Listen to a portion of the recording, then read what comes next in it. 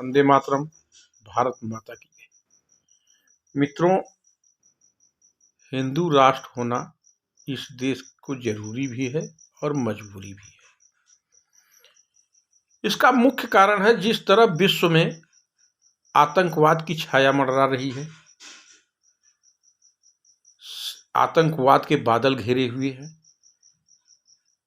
और खास करके भारत इन आतंकवाद से पीड़ित है और भारत के चारों तरफ आतंकवादी देश हैं।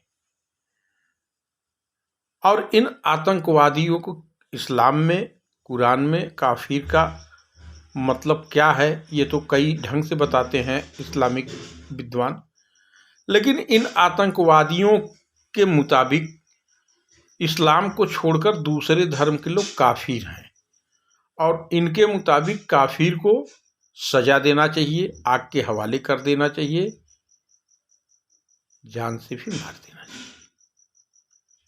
अब आप समझ लीजिए इनकी सोच कितनी घृणित और कितनी घातक है। यह कई देशों में मुहिम चला रहे हैं, नरसंहार करते हैं, बम फोड़ के मारते हैं, गोली से मारते हैं, गला रेत कर मारते हैं, खून बहाना, मानव और मानवता की हत्या करना इनके लिए कोई बड़ी बात नहीं है। और यह दिन पर दिन विकराल रूप लिए जा रहा है। इन आतंकवादियों की तादाद बढ़ती जा रही है।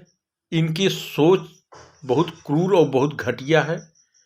मानव न होकर यह पशुओं की तरह सोच रखते हैं। अब इन आतंकवाद से और आतंकवादियों से निपटने के 3 तरीके हैं। एक जो चीन में है तरीका कि आप शुद्ध रूप से वामपंथी बन जाइए, क्रूरता के हद तक जाइए, जैसे वहां अपने यहाँ जाता है वो। मानव तो बच जाएंगे लेकिन मानवता की हत्या निश्चित है, मानवता खत्म हो जाएगी। दूसरा तरीका है इजराइल, जरूरत से ज्यादा शक्ति, अपने अड़ोस पड़ोस में शंका भी हो जाए, आतंकवादी समूल को नष्ट कर दो, मरो लेकिन मार डालो। यह हमारा सनातन धर्म इजाजत नहीं देता। तीसरा सबसे सरल तरीका है हिंदू राष्ट्र हो जाना। हिंदू राष्ट्र ही एक विकल्प है कि आप इन आतंकवादी और आतंकवाद दोनों से निजात पा जाएंगे।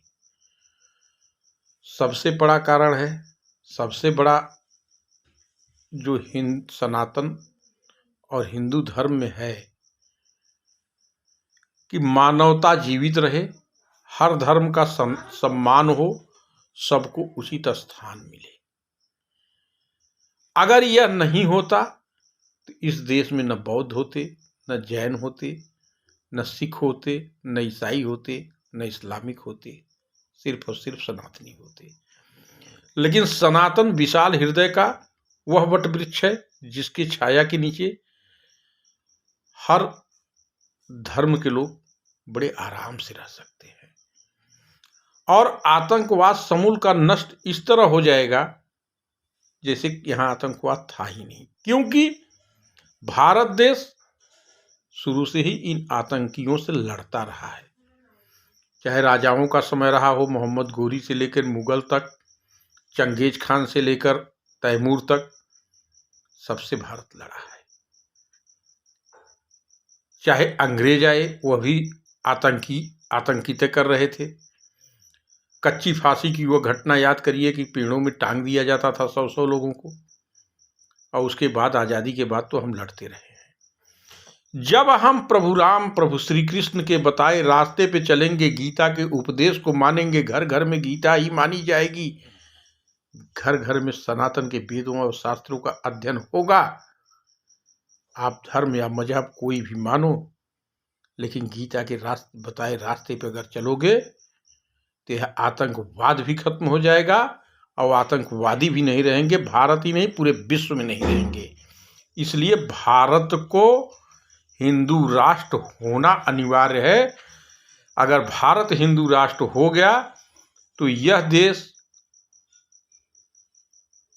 सिर्फ भारत ही नहीं विश्व से आतंकवाद का समूल नष्ट कर देगा।